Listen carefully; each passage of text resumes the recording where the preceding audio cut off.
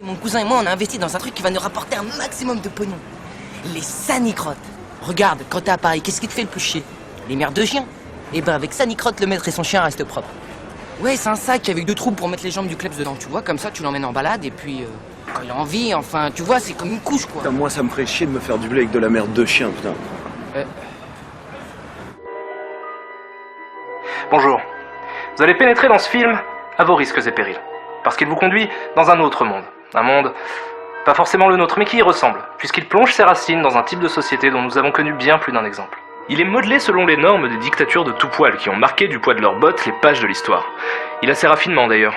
Une technologie avancée qui permet une démolition plus subtile des libertés de l'homme. Pourtant, il a à sa base une règle d'or. La tolérance est ennemie et la connaissance est menace. Voici Monsieur Karim Debache, cinéphile patenté aux obédiences incertaines, loin de se douter de l'horrible voyage qu'il est sur le point d'entreprendre. Un voyage dans une contrée sans fin, au bout des ténèbres, où il n'y a qu'une seule destination. Je vous propose d'être transporté avec lui dans une autre dimension, dans le monde du cinéma français. Ok, aujourd'hui on va s'intéresser à une des pires tentatives de mariage entre les univers du cinéma et du jeu vidéo. Vous qui entrez ici abandonnez tout espoir, on va parler de Gamer.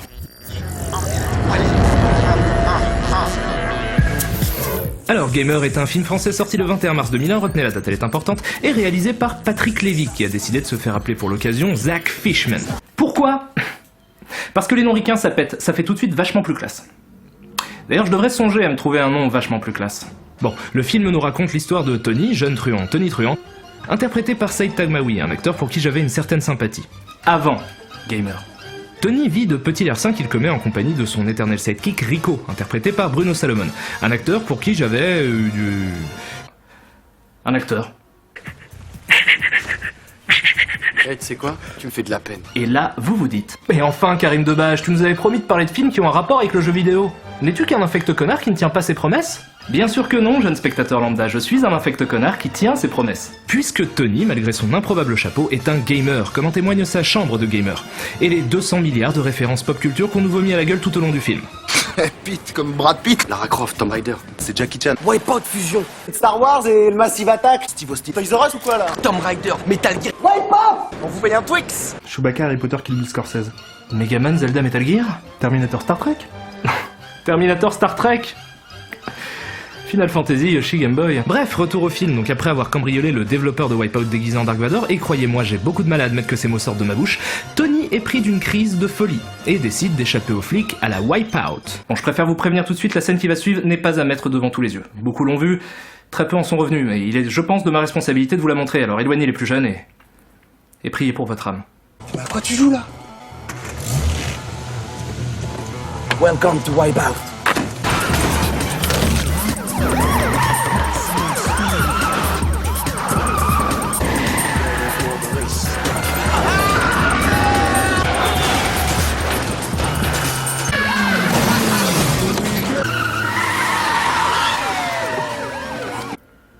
Va te faire foutre, film.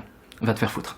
Ok, après cette effroyable scène, l'intrigue du film démarre enfin quand Tony est envoyé en prison pour 8 mois et qu'il décide de profiter de son temps à l'ombre pour développer un concept de jeu vidéo. Concept qu'il essaye de vendre au salon du jeu vidéo. Bonjour, je viens pour vous vendre une idée de jeu. Ah mais non monsieur, moi je suis juste la dame de l'accueil, je travaille dans une boîte d'intérim. Bon, après ça, il décide de s'adresser directement à un éditeur. Alex, on en est où là? Ariel Dombal. Ah, film. Tu commences à outrepasser les limites de ma tolérance. Ariel Dombal dans un film qui parle de jeux vidéo, ça tient de la pure science-fiction, d'accord? Et pas de la science-fiction classe, de la science-fiction de film de cul du dimanche soir. C'est quoi la prochaine étape, Gérard Vives?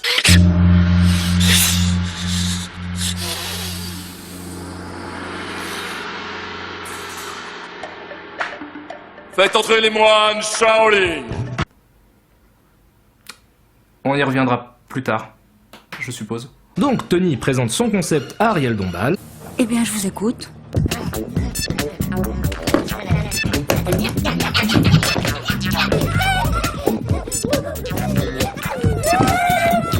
Voilà.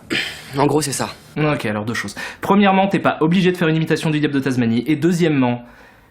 Bah ça a l'air d'être un putain de jeu de merde. Mais visiblement Ariel Dombal est sous le charme puisqu'elle lui demande de faire une démo. Du coup Tony recrute une équipe composée de son meilleur ami d'enfance. Oh c'est Serge! Serge! De la philo selon Philippe. Le copain du héros. Il y a Monsieur Daubigné, c'est le prof. Il y a le héros qui a un élève, je sais plus son nom, et il y a Serge, celui qui est amoureux de Flo. Vient s'ajouter à ce fantastique duo un étrange sosie de Reed Myope que je vais appeler Gros Myope. T'aimes les animaux? Ouais, comme tout le monde, oui. Parce que j'ai des trucs zoophiles si tu préfères. Et Gérard Vives dans le rôle d'une star américaine de la motion capture. Enfin une star américaine de temps en temps, vu qu'il réussit à faire l'accent anglais, une réplique sur 2 grand maximum. C'est toujours la même chose à chaque fois que je travaille dans l'ambiance de stress. Là, je suis pas dedans. D'accord? Tu peux faire venir le security dans ma loge. Tu vois pas là, j'ai une fixation de l'épaule. Il me demande sans arrêt de faire cet accent américain. Enfin, te laisse pas faire par ces idiots, bon sang de bonsoir. Mais pourquoi je peux pas le faire plaisir? Ce sont avant tout des amis à moi. Enfin, c'est pas des vrais amis, s'ils veulent te changer, reste ce que t'es, te travestis pas pour eux. Mais j'aime bien faire un peu cet accent parce que ça me donne l'air un peu raffiné. Oh, et puis tu m'emmerdes. Les moines Shaolin. Bref, notre fine équipe réussit à pondre la démo, mais Tony se fait trahir par, je vous le donne en mille, Ariel Dombal. Page 14, alinéa B, paragraphe 3, qui stipule que tu es viré. Comme c'est étonnant. Alors pour ceux qui ne connaissent pas Ariel Dombal, c'est ça. Regarde-le bien, Saint-Sébastien, c'est le plus beau jour de sa vie de saint. Regardez-le bien, Saint-Sébastien, au son. Regardez-le bien, Saint-Sébastien. Mais nos héros décident de ne pas se laisser faire et de combattre la grande méchante muse au beau foufouillon en créant eux-mêmes le jeu. Sauf que faire un jeu, ça coûte du fric, beaucoup de fric. Alors Tony et Serge de la philo selon Philippe mettent en place un plan pas piqué des hannetons pour en trouver. Et si personne vient d'hériter, on est mort, les gars. Et attendez, je suis peut-être mieux que ça. Pierre le doyen, un de mes anciens clients, bourré aux as. Tony, Oui, je crois que je sais où on peut trouver de l'argent.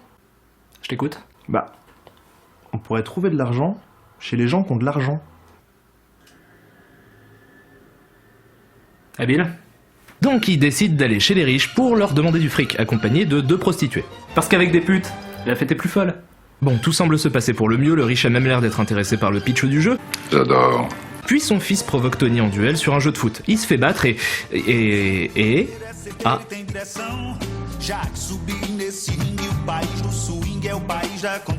Dieu du ciel.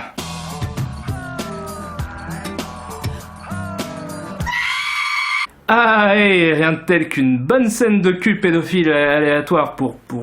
Les enfants adorent la pédophilie. J'ai 18 ans, tu m'appelles plus gamin. Et on se dépêche de sortir de cet univers de débauche pour retourner dans l'intrigue de plein pied quand Bruno Salomon trahit Saïd Taghmaoui et décide de tout péter les ordinateurs. Ce qui est prétexte à une autre scène absolument épique, la scène jeu de bagarre.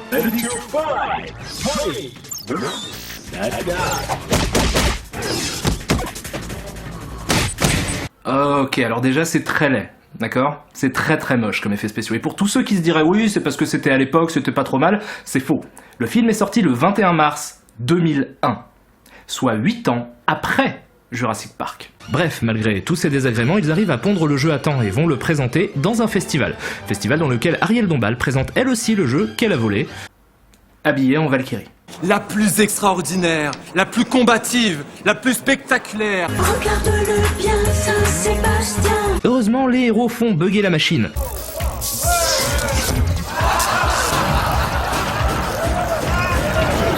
Ouh, technologie, tu comprends pas. Une fois qu'elle est KO, nos héros présentent le jeu aux journalistes. Des journalistes qui sont déjà à fond dans le délire puisqu'ils sont en train d'hurler de joie avant même d'avoir vu le jeu tourner. Les journalistes de jeux vidéo qui font mal leur travail. Ou quoi, merci. Et finalement, après plus d'1h30 de souffrance, on a le droit de voir des images du jeu. Bon, je vais vous laisser regarder cette scène tranquillement pendant que je vous lis quelques commentaires que j'ai trouvés sur internet, ainsi que la jaquette du DVD, du film. Filmé par Zach Fishman avec de la simplicité et du rythme, Gamer est un film du genre plutôt direct, mais pas dénué de romantisme. Voilà un film qui bouge et qui à certains moments fait rêver, une bonne petite surprise. Enfin un film français novateur, avec un vrai rythme et des effets spéciaux, le tout enrobé dans une comédie grand public et pas seulement pour les aficionados. Quel plaisir! Gamer possède 2 atouts de choc, ses effets spéciaux et Saïd Taghmaoui. Le film propose des combats comme si vous étiez dans un jeu vidéo grâce à de superbes images de synthèse. Quant à Saïd Taghmaoui, face à une jubilatoire Ariel Dombal dans le rôle de la méchante, il insuffle au film un tonus et une conviction qui donne la pêche. Une comédie menée à 100 à l'heure, pleine d'effets spéciaux hallucinants et interprétée par Saïd Taghmaoui en pleine forme. À attacher vos ceintures. Tout ceci est faux. Le film est un échec narratif et esthétique complet, enchaînant les poncifs ressucés et les lieux communs les plus évidents.